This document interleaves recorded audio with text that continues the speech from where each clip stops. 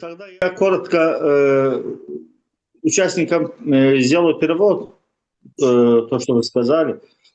Demək, Vladimir Yegoviç Azərbaycan haqqındakı təəssüratlarını qeyd edir və təşkilatçılara özlərinin minnətdarlığını bildirir və Azərbaycandakı görüşlə çox razı qaldığını söylüyor. Və gələcəkdə görüşlərin mütəmadi olması üçün başqa şəhərdən qoşulacağını qeyd edir və istəyir ki, bu görüşlər mütəmadi olsun və Azərbaycanda da artıq bu sistemin tətbiqinin olduğunu bilir və bizim üçün uğurlu olacağını ehtimal edir. Ümid edirik ki, uğurlu olacaq. Çünki bu sistemi artıq Azərbaycanda bilən bir neçə ardıcılar var. Да, за 4 дня общения, довольно-таки с большой аудиторией пчеловодов, я постарался акцентировать внимание на некоторых нюансах, те, которые дадут возможность вам осознать пользу изоляции и что она дает. Прежде всего, что нужно пчеловоду? Получить, сейчас, Марат, получить, вы своими словами расскажете, получить товар и чтобы были здоровы pчелы. Və 4 günlük demək Azərbaycanda olduğu 4 günlük müddətində çalışdım ki, texnologiya haqqında informasiya verəm, onun xırdalıqlarını sizə çatdıram və Azərbaycan ardıcısı başa düşsün ki, bunu tətbiq etməyin nəticəsində həm yüksək məhsuldarlıq, o cümlədən yaxşı arılar və yaxud da güclü arılar əldə edə bilərlər. Не было бы счастья, так несчастье помогло. В тропе заставило нас думать, вас в том числе. Поэтому безрасплодный период – это будет единственным способом и единственной возможностью избавиться от двух паразитов, очень опасных – ворова и тропи. Demək, tropinin olması həm sizi, həm bizi düşünməyə vadar elədi və bunun üçün çıxış yolunu ancaq balasız dönəmin əldə edilməsində olduğunu görür. Və bu təkcə trop üçün yox, eyni zamanda varroa üçün də çox, demək, varroa ilə mübarizədə də uğurlu hesab edilir. Понятно, что главным местом инкубации, там, где размножаются эти два паразита, это расплод. Для того, чтобы максимально эффективно избавить семью от этих двух паразитов, нужно выгнать его на взрослую пчелу, то есть создать безрасплодный период с помощью изоляции маток. Aydındır ki, kənələrin inkubasiyası, inkişaf dövrü demək, yuvalarda, balaların üzərində keçir. Ona görə çalışmaq lazımdır ki, demək, gənəni balanın üzərindən arının üzərinə keçirmək və bunu da ancaq balasız bir dönəm yaratmaqla demək, əldə edə bilərik. Какой акарицид каждый пчеловод будет применять на его усмотрение, кто к какому привык. Можно даже в безрасплодной ситуации обрабатывать самым щадящим акарицидом на сегодняшний день – это щавелевая кислота. В моей практике уже более 30 лет, и когда тема изоляции у меня была уже как основной способ пчеловождения, всего-навсего 2-3 обработки в течение сезона, и с клещом я боролся. То есть обработка выглядела уже просто как профилактика, не лечение, а как профилактика, что очень важно для здоровья пчелы, для ее физиологии. Demək, burada üstünlük ondan ibarətdir ki, hər bir arıcı demək, izolyatordan istifadə elədiyi öz demək, gənə ilə mübarizədə hansı preparatdan istifadə edirsə, onu istifadə edə bilər. Eyni zamanda öz praktikasında quzuqulaq turşusundan demək, istifadə edir və qeyd edir ki, burada demək, mövsüm ərzində cəmi 2-3 dəfə demək bu preparatdan istifadə olunur və demək olar ki, bunun istifadəsi gənə ilə mübarizədən daha çox profilaktik müalicə hesab edilir. Çünki elə hesab edilir ki, gənə o dərəcədə yüksək səviyyədə deyil. Параллельно с обработкой ворон и тропиев в безрасплодном состоянии семей, что дает высокую эффективность, можно еще добиться и повышения, то есть увеличения получения меда. Как это выглядит? Да, как это выглядит, понятно. Мы матку изолируем, нет открытого расплода, и весь нектар идет в tavарный мед. Bununla yanaşı, yəni balasız dönəmin əldə olunması gənə ilə mübarizə ilə yanaşı, eyni zamanda məhsuldarlığın artması ilə də nəticələnir. Elə ki, yuvada demək, bala olmadığı, süfrə olmadığı təqdirdə demək, arılar yuvacıqları demək, təbiətdən gələn nektarla doldurmağa başlayırlar. И вы в своем регионе можете применить несколько изоляций на протяжении сезона. Если у нас сезон 2,5-3 месяца активный, ну чуть больше, и мы трижды изолируем. Siz demək, bu izolyasiyasını, anaların qəfəslənməsini özünüzə uyğun olaraq bir neçə dəfə tətbiq edə bilərsiniz. Nəzərə alsaq ki, bizim təbiətdə cəmi arıların aktiv dövrü 2 ay yarımdır və biz bu müddətdə demək 3 dəfə qəfəsləmədən istifadə edirik. Каждая изоляция будет работать в 2 номинациях. Мы создаем безрасплодный период для того, чтобы избавиться от клеща, и создаем без отсутствия открытого расплода для получения товара, для увеличения получения товара. Вот в 2 номинациях изоляция, одна всего-навсего изоляция, дает 2 таких важных вот положения, чего мы добиваемся. Demək, qəfəslənmə 2 demək, əsas amili özündə birləşdirir. Bunlardan birincisi balanın olmadığı üçün gənənin inkişafı dayanır və olan gənələr arıların üstündədir. Bu da onları gələcəkdə dərmanlaya bilərik. Bir dəfə dərmanlamamız kifayət edir. İkinci məsələdə açıq sənin olmaması, bu da demək arıların daha çox məhsul gətirməsi amilidir. Если вы будете изолировать на протяжении активного сезона 3 раза, должны помнить одно общее правило. Между изоляциями должен быть период минимум 1 месяц для восстановления, для пополнения полностью одного поколения.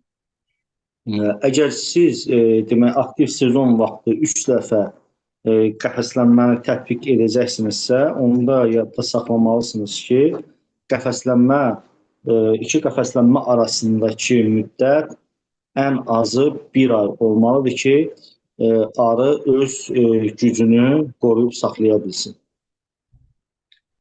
Весной, когда вы встречаете после очистительного облета семьи, и матки ваши в изоляторах, сводится к простоте обслуживания. Нет расплода, нет беспокойства о том, что вы застудите расплод. Ревизия делается очень просто, bыстро, при любой фактически погоде. Yaz dönəmində arıların ilk uçuş etdiyi dövrlərdə əgər analar qəfəsdədirsə, bu deməkdir ki, yuvada bala yoxdur və sizin arılara baxış keçirtmənizdə heç bir demək mənfi hal ola bilməz. Yəni siz əsasən tərəddüd edə bilərsiniz ki, baxış vaxtı balalar soyuqlaya bilər. Bala olmadığı üçün istənilən hava şəraitində arılara tez baxış keçirtmək mümkündür. выпустили маток с изолятора и сразу обработали каким-то акарицидом быстрого действия. Сублиматор, щавелевой проливом или аметразом, кто как чем пользуется. Ananı qəfəsdən buraxdınız və dərhal demək bir dəfə demək hansı bir preparat istifadə edirsiniz. Bu quzqulağı turşusu ola bilər, damlatma üsulu və yaxud da sublimasiya üsuluyla və yaxud da amitraz ola bilər. Bunu bir dəfə tətbiq edirsiniz. Семья начинает развиваться фактически в отсутствии паразита. Но есть такой факт, как перезаражение от дикой природы. Осы, другие семьи, пчелы блуждающие, неважно. И желательно сделать через 1,5-2 месяца обработку в конце лета, в конце весны, начале лета. Demək, dərmanlamadan sonra anaların start götürülməsinə demək olar ki, analar parazitlərin olmadığı bir şəraitdə ailə inkişaf etməyə başlayır. Lakin təbiətdə biz bilirik ki, yoluxma deyilən bir məfhum var. Bu vəhşi təbiətdən ola bilər, vəhşi arılardan ola bilər. Bu baxımdan növbəti demək, tədbir hardasa ay yarım, 2 ay sonra görülür. Смотрите, почему очень важно обработать в первой половине, в начале лета варроа. И с варроа и тропи желательно не лечить его в конце сезона. С ним нужно бороться на протяжении всего активного сезона. Не дать ему накапливаться. Тогда эта обработка будет выглядеть как профилактикой. Niyə deyir, əhəmiyyətlidir ki, arını o bayaq ay yarım, 2 ay dediyi məsələ, yəni elə bir dövrə təsadüf edilir ki, bu yazın sonu, demək yayın əvvəli olan dövrə təsadüf edilir. Bu müddətdə, bu dövrdə demək arıları müalicə eləmək çox əhəmiyyətlidir ki, ondan sonra yəni mövsüm sonuna saxlamaq və yaxud da mövsüm sonunda müalicə etmək artıq burada müalicə yox, profilaktik xarakter daşıyacaqdır. Əgər biz demək yazın sonu, yayın əvvəlində bir dəfə demək müalicəni eləyə bilsək. У нас эта изоляция как раз совпадает с цветением акации. Мы получаем, изолировав матку, мы получаем и товара больше, и есть возможность избавиться от варроа. Bizdə də bu akasiyanın çiçəkləmə dövrünə təsadüf edir. Biz həm anaları qəfəsləyirik, yəni həm balasız dönəm yaratmağa çalışırıq. Eyni zamanda akasiya balını demək, bununla da akasiya balı da həm də əldə edirik. Затем, смотрите, месяц матка должна поработать. Выпускаем матку, обработали варроа сублиматором или проливом, и даем матке месяц поработать. И затем у нас подходит главный взяток уже в конце сезона. Подсолнух. Biz demək anaları qəfəsdən azad edəndən sonra analara imkan veririk ki, 1 ay demək işləsin və ailə özünü bərpa eləsin.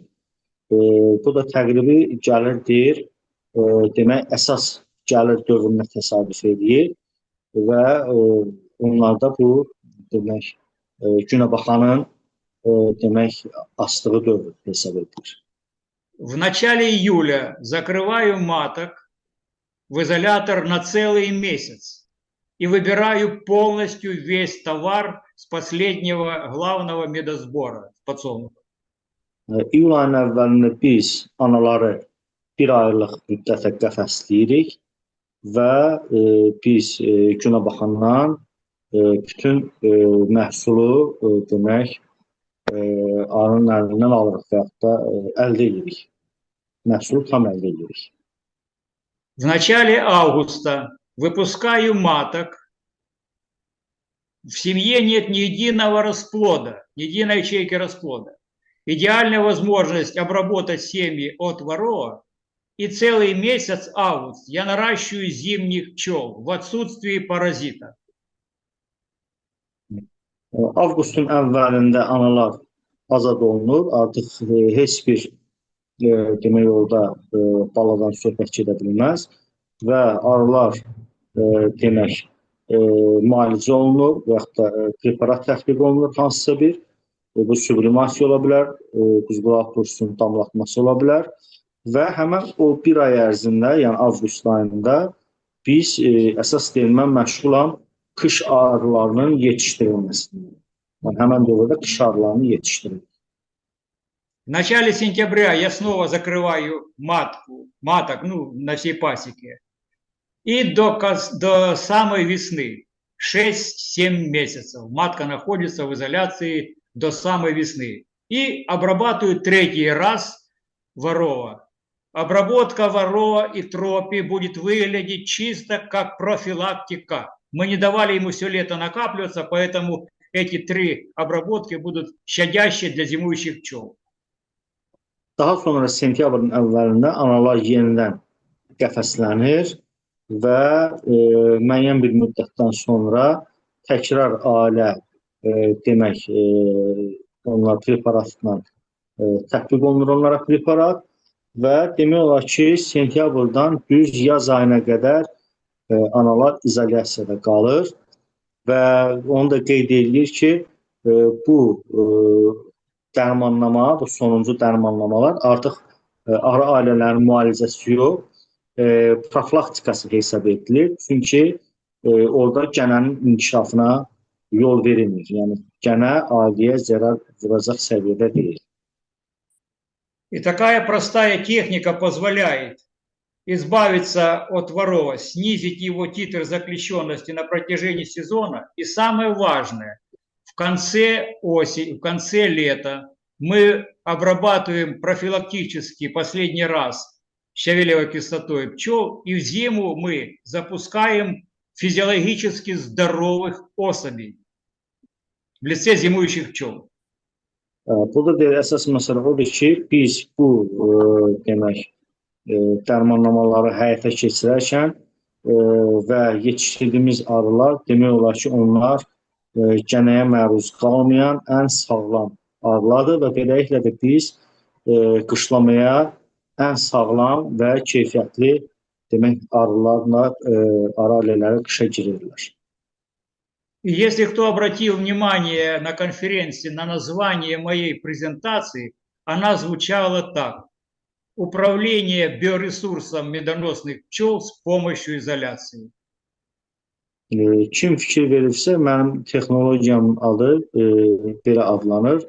Demək,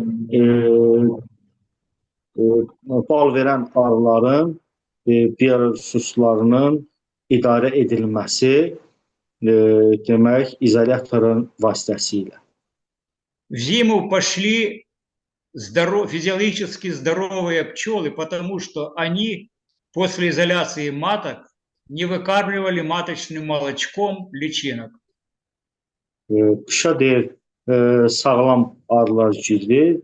Çünki bu arılar eyni zamanda demək, balanı ana südü ilə qidalandırmadıqları üçün uzun ömürlü və sağlam arılardır.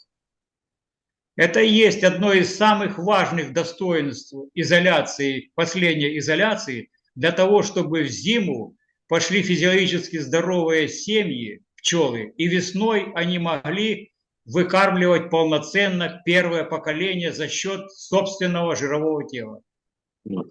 Bu ən üstün cəhəti odur ki, məhz sonuncu qəfəsləmədən sonra qışlamaya gedən arılar fizioloji olaraq ən sağlam arılardır. Çünki onlar bala yetişdirməsində, yəni ana südünün ifrazında arı südünün ifrazında iştirak eləmirlər və bu baxımlar onlar əhəmiyyətlidir. Çünki yaz dönəmində bala yetişdirmədə onlar aktiv iştirak edəcəklər və onların o fizioloji sağlam olması böyük bir üstünlük. Если пчелы выкормят полноценно первое поколение себе на замену, то, став кормилицами, эти пчелы будут выкармливать дальше своих младших сестер, передавая им состояние физиологии по резистентности, также ж полноценно. Əgər bu arılar birinci nəsil bala yəni sağlam yetişərsə, onlar kifayət qədər yaxşı qidalanarsa, sonrakı nəsillərin daha sağlam olması və onların demək daha güclü müqavimətə sahib olması deməkdir. И таким образом в моем регионе при активности где-то около 7 месяцев, начиная с марта и кончая ноябрем, у меня матки работают всего 3,5-4 месяца в сезоне. И 7 месяцев в среднем они sидят в изоляции. Beləliklə deyir, bizim şəraitdə hesab edək ki, martın sonundan noyabr ayının əvvəlinə kimi olan dövrdə, olan bu müddətdə arılar cəmi ailə, yəni 3,5, 3 ay yarım demək bala yetişdirməklə məşğuldur. Bir yerdə qalan hissəni ana qəfəsdə keçir bu dövr ərzində. Я обкатал все варианты изоляции маток. Двухкратная, однократная, двухкратная и трехкратная. Для вашего региона, я думаю, трехкратная, если мы в своих условиях небольшого активного сезона с успехом применяем трехкратную изоляцию, избавляясь от клеща в том числе, то для вас это будет основная тема. Mən də öz praktikamda müxtəlif qəfəsləmənin müxtəlif versiyalarından istifadə etmişəm. Bir dəfəlik, 2 dəfə, yəni mövsüm ərzində 3 dəfəlik qəfəsləmələrdən istifadə etmişəm. Hesab edilir ki, Azərbaycan şəraitində yaxşı olar ki, 3 dəfəlik qəfəsləmədən istifadə olunsun. Владимир Егорович, Да, Борис. добрый вечер. Добрый. Владимир Егорович, у меня один вопрос насчет роения пчел. Вот ваша наработанная схема про изоляцию маток против роения. И, пожалуйста, практическая, ну, там, рекомендацию можете, если. Маток закрывайте. Да, закрывайте маток. Вопрос, Vladimir Егорович. Demək, izolyasiyanın, Mübariz müəllimin sualı, izolyasiyanın demək, keçə əleyhinə istifadə olunması ilə bağlı sual verir. Yəni, tətbiq eləmək olar keçələməyə qarşı. Закрывайте маток в изоляторы, никаких проблем. Anaların qəfəsə alınmasıdır. Burada heç bir bununla bağlı problemimiz ola bilməz. У нас Вот это там- совпадает, как раз совпадает у нас это в роевую пору перед акацией, когда семьи набирают кульминацию. Роевая пора. Вот закрываем маток в изолятор, не дожидаясь, когда появятся маточники, конечно же. Bizdə deyir, arıların kulminasiya dövrü, qəfəsləmə dövrü ilə arıların pik dövrü, kulminasiya dövrləri hardasa üst-üstə düşür. Bu da akasiyadan əvvələ demək təsadüf eləyir və biz demək hələ bu dövrdə qəfəsləyirik, yəni arı üsüklərin hələ yaranmamışdan əvvəl analar artıq qəfəslənir və ondan sonra heç bir problem müşahidə edilir. Желательно изоляция маток, если роевая пора, и вы ее проходите, чтобы не было хотя бы маточников. Пускай это будут трутни уже, вторая стадия роения. Если появляются яйца в мисочках, это уже 3-я стадия. Там нежелательна изоляция. Хотя если матка есть у вас плодная своя, плодная, в изоляции, выходят маточники, им не дают обгуляться и не дают выйти. Потому что есть прецедент плодная матка. Yaxşı olar ki, izolyasiya edildiyi vaxtı ana arı o beçə vermənin 3-cü stadiyasında olmasın. Yəni 2-ci stadiyası erkək arının yetişdirilməsi, beçə vermənin 3-cü stadiyası, demək mərhələsi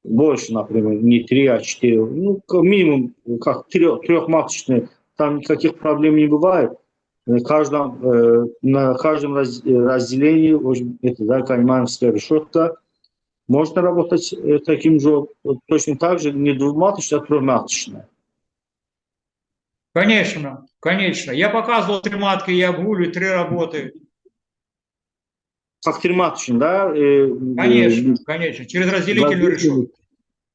Demək, mənim sualım 2 analı yox, 3 analı sisteminə bağlıdır ki, yəni 2 analı yox, 3 analı olsa, sistem yenə özünü doğruldurmu, işləyirmi, problem çıxmırmı və heç bir problem olmadığını qeyd edirəm. Və Akşamınız xeyir. buyurun. Но не забывайте, что у вас, Мурат, не забывайте, что у вас основой должны быть, чтобы обгулять 3 матки, в основе у вас должна быть сильная семья. Вы сделали отводок на старой матке, взяли расплод печатный, какую-то часть, и затем в оставшейся семье обгуливаете, сколько корпусов у меня, 3 маток я обгуливаю. Но не забываем, что не матка делает пчел. Матка насеяла, а кто будет воспитывать? Кто воспитывать будет? Если сила семьи, бывает, не позволяет даже от одной матки личинок воспитывать. А если будут личинки от 2 маток, а пчел количество то же самое. А если от 3 маток? Смотрите, многоматочная система может привести к болезням расплода, не забывайте, если слабая будет семья. Это очень важный такой подводный камень. Burada demək əsas məsələ odur ki, güclü ailə olmalıdır. Çünki 2 analı sistemdə arının nüfuzu kifayət eləməlidir ki, o anaların atdığı yumurtanı qidalandıra bilsin və yaxud da ona baxa bilsin. Əgər bu pozularsa, onda demək müəyyən xəstəliklərə səbəb ola bilər. Çünki ananın yumurta atması əhəmiyyətlidir. Əsas yuvada həmən yumurtaya qulluq edə biləcək arının olması əhəmiyyətlidir. Ona görə 2 analı və ya daha çox analı tətbiq edərkən demək orada arıların sayı əhəmiyyət daşıyır. Поэтому старайтесь как-то уйти от этого понятия количественный синдром. Я его назвал и говорил, когда общался с вами на конференции, не гонитесь за большим количеством семей небольшой силы. Они могут вам в один прекрасный момент принести просто болезнь. И затем не захочешь ни количества, ничего. Сильная семья, вы можете сразу разбить надвое, увеличить вдвое. А если в двухматочном режиме еще из этой двухматочной еще сделать один отводок, 3 можете пасек увеличить, если вопрос будет стоять расширение пасеки. Вы понимаете? Но это все будет под контролем. Единственное, меньше возьмете меда. Burada əsas deyil, o kəmiyyət sindromu deyil. Buna tutulmamanız lazımdır. Çünki əgər ilk güclü ailəni 2 yerə bölüb kanalı sistemlə işləməniz, əgər ondan əlavə bu arxananızın 2-yə qatlanması ilə həm də nəticələnə bilər, yəni artım kimi. Amma siz bundan bir bölmə də ala bilərsiniz. Bu səfər arxananızı 3-ə qatlayarsınız. Ancaq burada müəyyən itkilər baş verə bilər. O cümlədən məsələn bal yığımı məhsuldarlığı aşağı düşə bilər. Bu sizin məqsədinizdən asılıdır. Yəni siz məqsədiniz arxananı genişləndirməkdir, yoxsa məhsul əldə etməkdir. Hesab edir ki, ən effektivliyi elə 2 analı sistemdə başa düşür. Кроме ворова у нас еще есть назематоз, очень коварная болезнь, и проявляется она зимой ближе к весне. Нежелательное тоже зрелище не из приятных. Если сильная семья, а назематоза 4 стадии. Если сильная семья, она может выдержать все. Средние семьи слабеют, слабые вообще погибают. Поэтому сильная семья для вас будет как запорука, как успех во всех технологических приемах. Demək, varatozla yanaşı bizim digər bir çox ciddi, təhlükəli xəstəliklərdən biri də nozema xəstəliyidir. Nozema xəstəliyi daha çox özünü qışın sonu, yazın əvvəlində özünü göstərir və növzəmə xəstəliyinin seyrində onun 4 mərhələsi var.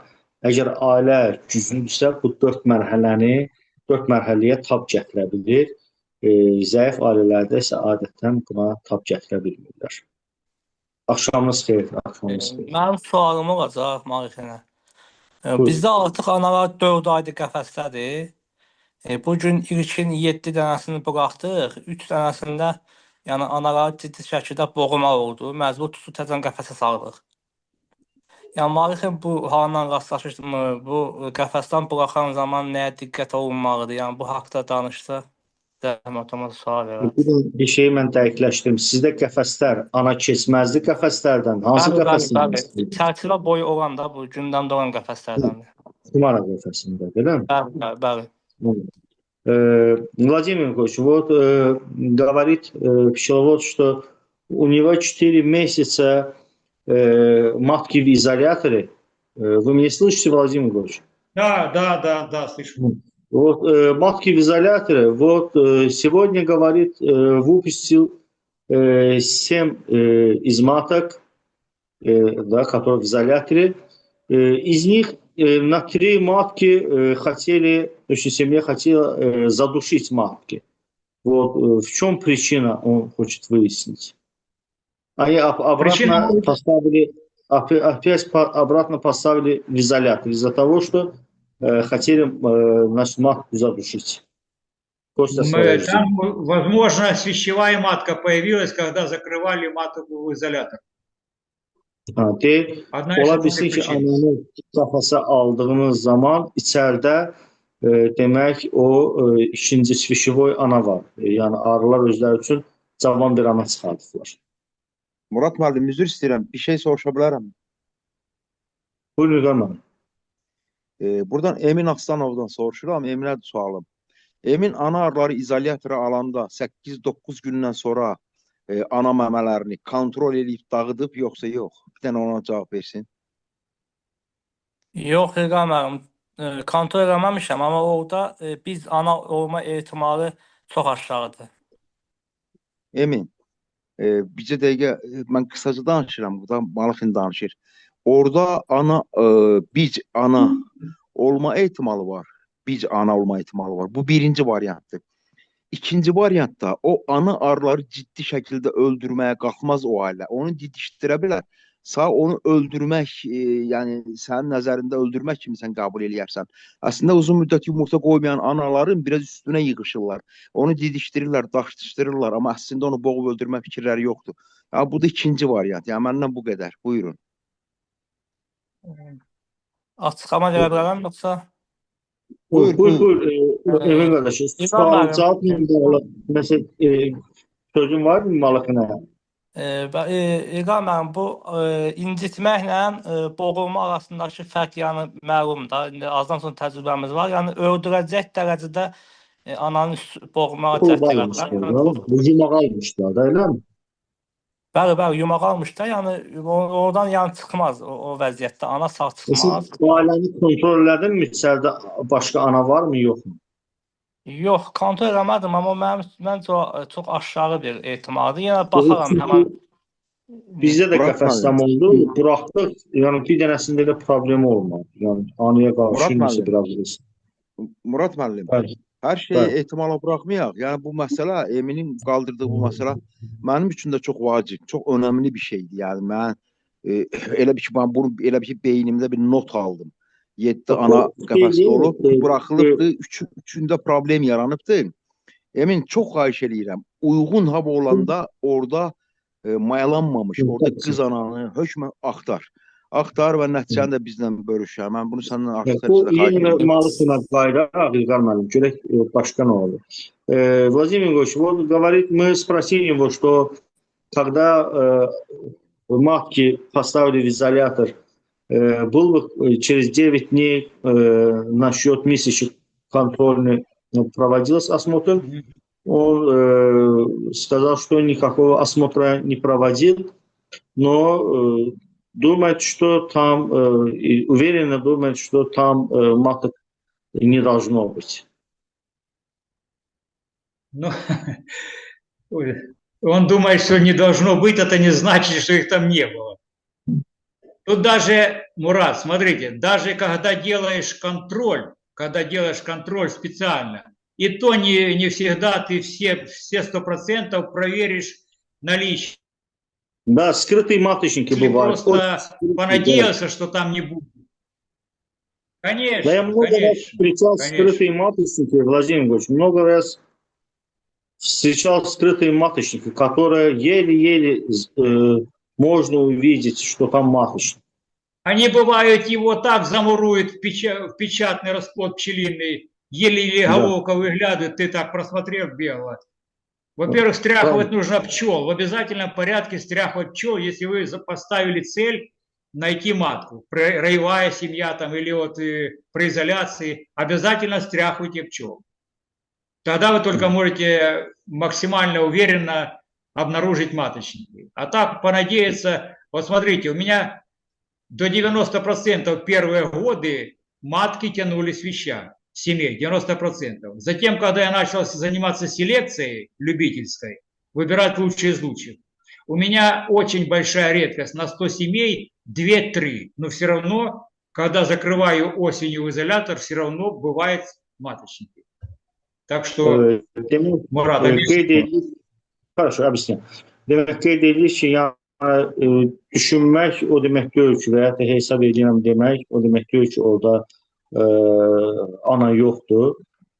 Kontrol eləməyin, xüsusilə də payız ayında kontrol eləməyin vacibliyini qeyd edir, mütləqdir. Hətta bu üskü kontrol edilərkən çərçivənin üzərində bütün arılar sirkələnməlidir və baxmalıdır. Hətta bu da 100%'lik garanti ediyor ki, mən baxdım, üskük görmədim, o demək deyil ki, yox. Çünki arılar bəzən gizli üsküklər qoya bilir. Çox, belə deyək, çox diqqətlə baxanda onun üskük olduğunu seçmək mümkündür. Qapalı gözlərin içində ancaq onun ucu, bekara ucu çıxır, zorla onu müşahidə eləmək olur. Yəni 100%'dir üskük kontrolunu heç kim eləyə bilməz. Digər bir məsələ deyil, mən bu işə təzə başlayanda mənim arılarımın 90%'i deyil, üsküklər çəkirdi bu qəfəsləmə elədiyim zaman. Lakin mən öz arxamda tədricən demək, seleksiya işini apardım, daha keyfiyyətli anaların yetişdirilməsi yolu ilə və bu faiz getdikcə azaldı. Hal-hazırda məndə demək 100 arıdan cəmi 2-3 arı ailəsində demək o üsküklər qoyulur. Murat müəllim, Yəni bəs burada rol oynayır. belə bir sual. Əgər yuvada qız ana varsa, o izolyatordakı ananı bu 3 aydan çox bir müddətdə bəsləyərmi? Он спрашивает, Владимир Ильич, если вот молодая матка, если есть в семье, они бы 3 месяца плотную матку кормили бы через изолятор? Конечно, а если вы банк маток смотрели на презентации, банк маток кормят через щели абсолютно без контакта, даже при наличии своей матки в свободном перемещении. Bəli, eləyərlər. Bu bank matıq ana arıların bankı təcrübəsindir. Hətta içəridə ana olduğu halda demək o izolyatorun demək qəfəslərin deşiyindən anaların yemlənməsi müşahidə olunur. Bəli, yemləyə bilərik. Murat müəllim.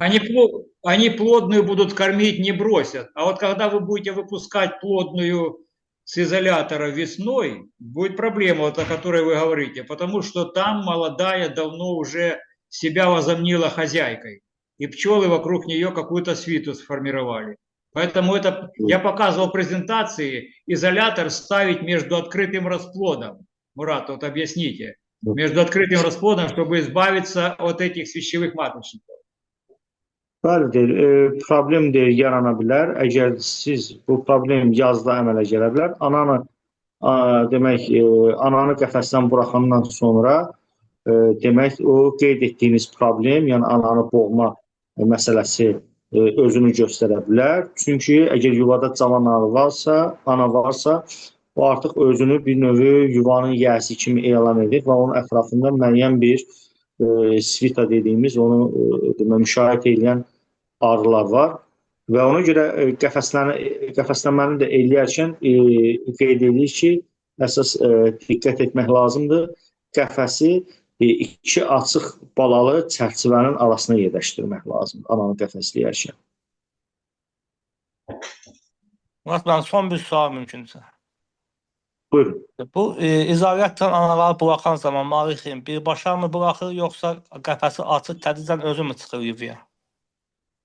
Вот спрашивает, когда освобождается матка, да, весной, вы сразу освобождаете матку или открываете щель, матка сама выходит? Это имеет значение? Единственное бывает, когда небольшое отверстие задерживается на сутки, там, на двое. А так вообще-то она выходит, как только отверстие открывается, сразу заходят туда массово пчелы и ее оттуда выталкивают, что называется. Так что это не принципиально. Yeganə şey ola bilər ki, əgər o dəlik xırdadırsa, ananın çıxması bir neçə gün gecikə bilər. Yox, dəlik biraz da iridirsə, adətən sanki arılar ananı oradan itəliyib çölə çıxardırlar və heç bir əhəmiyyət daşımır. Fərqi yoxdur, hansı formada ana azad edilirsə. Çox sağ olun. Murat müəllim, Murat müəllim, bayaqki sözün bayaqki gedişat haqqında belə bir söhbət eləyim ki, öz fikrimi bildirirəm. Əgər o izolyatordakı anaya elə münasibət bəslənirsə, içəridə cavan ana yoxdursa, bizim şəraitimizdə artıq o arı erkəkləşməli idi. Amma orada erkəkləşmə yoxdursa, deməli mütləq ana var orada. Bəli. O ispat eləyir ki, o yoldaş ki, baxıb ona. Bu mövsümdə əgər orada erkəkləşmə arı aqressiya göstərə bilməz. İştirakdan ana tullasan bir eləməz. O ananı ki, oradan buraxır, ona o aqressiya varsa, mütləq orada ana var, cavan ana. Əgər onun bir ispatı da ondan ibarətdir ki, əgər orada cavan ana olmasaydı və o izolyatordakı anaya o münasibəti bəsləyirlərsə, deməli erkəkləşmə mütləq baş verməli idi. Əgər o yoxdursa, deməli elə ana var.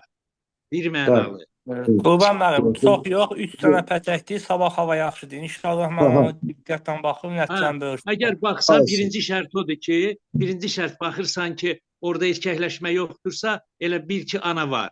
Və o mayalı ana olmaya bilər, əlbət ki, buna söhbət yoxdur. Bu barədə mən biraz təcrübəm var. Bir sual da verin Malikinə, sizin sualınız olmamış olmaz. O böyük alimimizə belə bir sual verim ki, bu gedişatı, o çox böyük təcrübəsi var bu gedişatda. Onun keçən il payızda və yazda, indi bu il hələ məlum deyil də, neçə arısı sıradan çıxıb ümumiyyətlə. Bak, bu gedişat bizə bir örnek olabilir. Вот Владимир спрашивает, вот прошлый, да, сезон, ну, этот сезон пока не закончился, да, весна. Вот прошлый сезон, вы можете сказать лично в вашей пасеке, сколько процентов, да, убыток, да, или семей, или маток, которые в изоляторе, вот, хотят уточнить, какой процент бывает гибели маток и пчелосемей. Основная причина гибели семей – это если изолятор останется в стороне. И в процессе зимовки клуб сместился, когда расширенное гнездо формирует по привычке на расширенном гнезде, думая, что матка является центром клуба. Матка не является центром. И клуб уходит в сторону при поедании кормов, матка остается, застывает, одним словом. Это одна из главных причин, когда к весне основная масса маток гибнет к весне, когда перекашивает клуб. Поэтому я всегда говорю, минимум рамок, максимально медовые, минимум. Даже 8 рамок, 8 сила семьи на 8 рамках. На 4 рамках зимует. Поэтому минимум рамок, максимально медовые, чтобы мат не перекосила. А вообще матки гибнут, как и в обычном режиме, если она старая, то 2%, не больше. Demək, burada deyir, əsas ölüm səbəbləri ola bilər ki, demək, qəfəslənən ana ailədən kənarda qalar. Yəni, ailə tədricən yemi yeyərək kənar ramkalara keçə bilər və ana kənarda qalar və beləliklə soyuqdan ölə bilər. Yəni, çox vaxt ölüm səbəbləri bu olur. Həmçinin bir məsələni qeyd edir ki, ona görə ailəni geniş şəkildə saxlamaq düzgündür. Hətta 8 çərçivə gücündə bir olan ailə 4 çərçivəyə qədər sıxışdırılmalıdır. Demək, çərçivələrdə də maksimum demək, onları balla təmin edilməsi, yəni dolu çərçivələr olmalıdır. 4 çərçivədə demək, qışlamalıdır. Amma ümumiyyətlə deyir, hardasa ölüm faizi 2% təşkil edir. Murat müəllim, özür istəyirəm. Deyir ki, qış izolyatorunda, qışlama müddətində 8 ramkarını 4 ramkaya çürütmək lazımdır. Düzmü başa düşürəm? Bəli. Əsas şərt budur. Əsas şərt budur, Murat müəllim. Əsas şərt budur ki, bəli, sıxışdırılsın və yem ehtiyatı da bol olsun ki, arı nəsə bir narahatçılıq hiss eləməsin. Bəli, Murat müəllim, bir də təkrarçılıq olmasın. Bir şeyi də qeyd edeyim burada.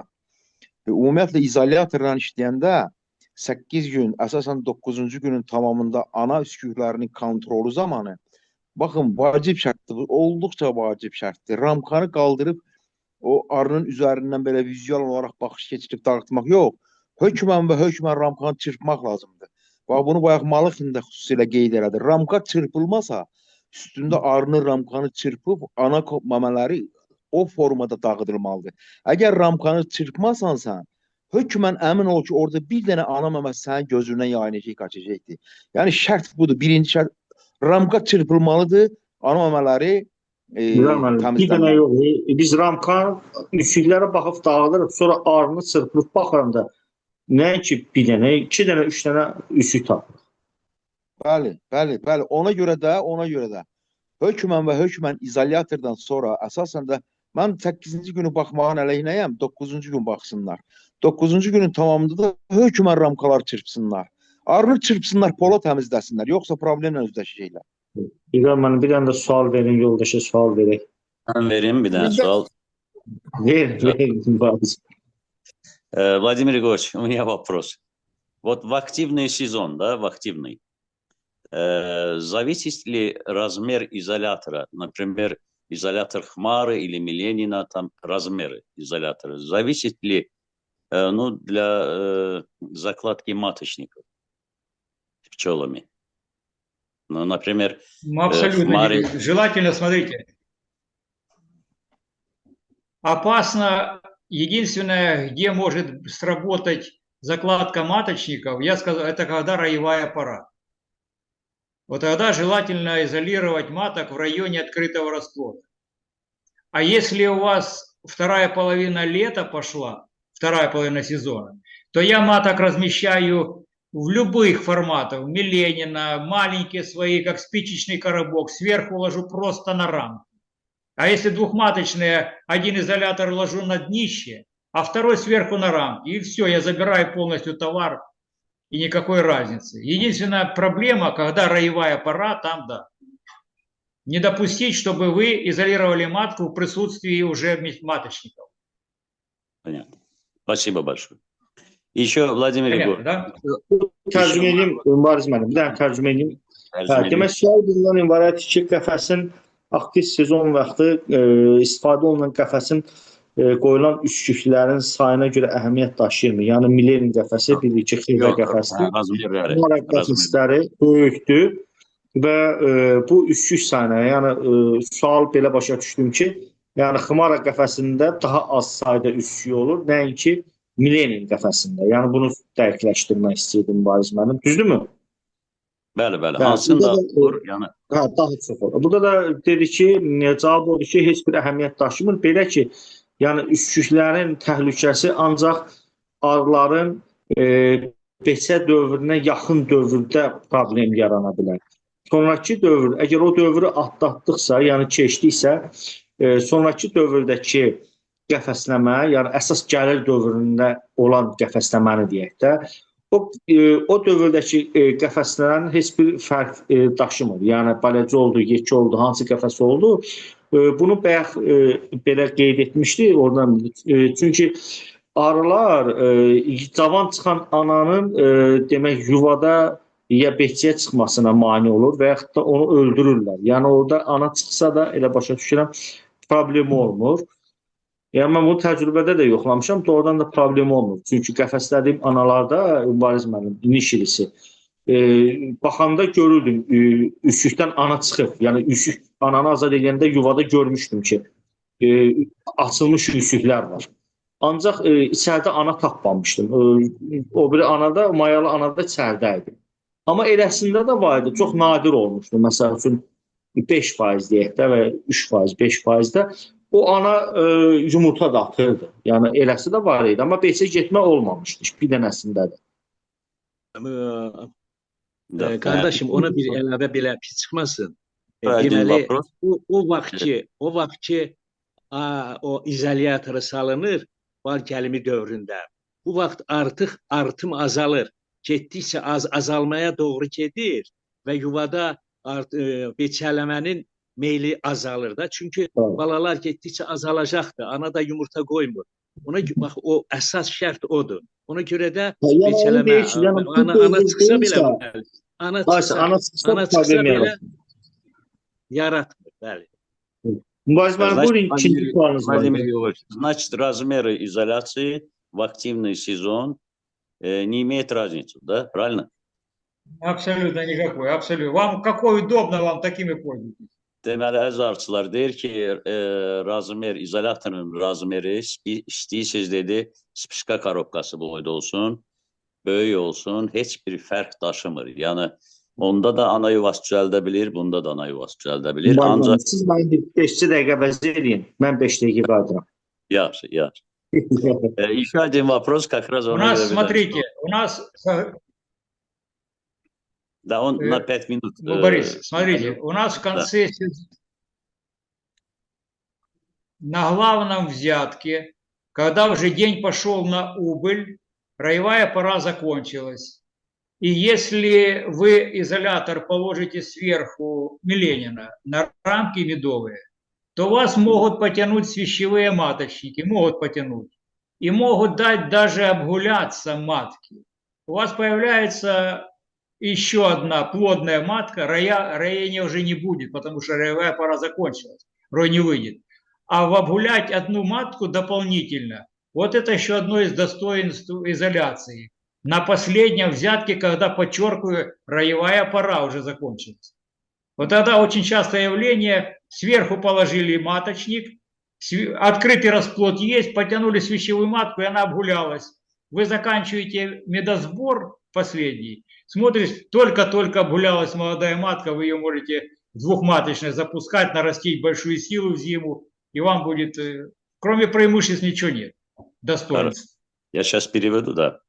Deyir, beçə sezonu qutarandan sonra, yay vaxtına, deməli, siz milenin qəfəsini ailənin üstünə qoysanız, ailə orada ana yuvası sallayacaq. O ana yuvasını da çıxmağına ananın icazə verəcəklər ki, geçsin, mayalansın, gəlsin. O da deyir, çox böyük üstünlükdür. Məhsul sezonunuzda siz az miqdarda bir toxum atmağını görəcəksiniz o təzə ananın. Onu kanal sistemə çevirib, böyük bir qoşun qışa hazırlaya bilərsiniz. İki analı sistemə çevirib, böyük bir qoşun hazırlaya bilərsiniz. Belə de bir cavab. Еще, Владимир Егорович, еще один вопрос. Это вопросы щепетильные, поэтому у нас вот споры, да, создаются, поэтому я задаю вам эти вопросы. Вот изоляция маток в активный сезон, самое большее на месяц можно вот в изолятор поставить матку. Или сколько? Можете на 2. На 2 можете. Смотрите, какая есть тема. Я вам сейчас объясню. Если вы создадите условия, нарастите хорошую силу семьи к первому взятку с акацией, да. у вас у вас будет 10-12 рамок разного возрастного расплода. Вы закрываете матку в изолятор и выбираете полностью весь ваш медосбор. Акацию, каштан и липу до августа, 2 месяца. Выпускаете маток, они вам наращивают силу в зиму, на 5 рамках они больше вам не насеют. И в августе и в сентябре закрываете до самой весны. То есть Понятно. там в книге изоляция маток в годовом цикле. Там тройная изоляция и двойная эксклюзив. Вы Да, примените, любая применительно к вашему региону. Deməli, ananı 2 aya qədər saxlamaq olar. 2 aya qədər aktiv sezonda saxlamaq olar. Akasiya vaxtı. Orada deyir, siz akasiyanı da götürə bilərsiniz. Sonra şabalıt balı da götürə bilərsiniz. Sonra başqa ballardan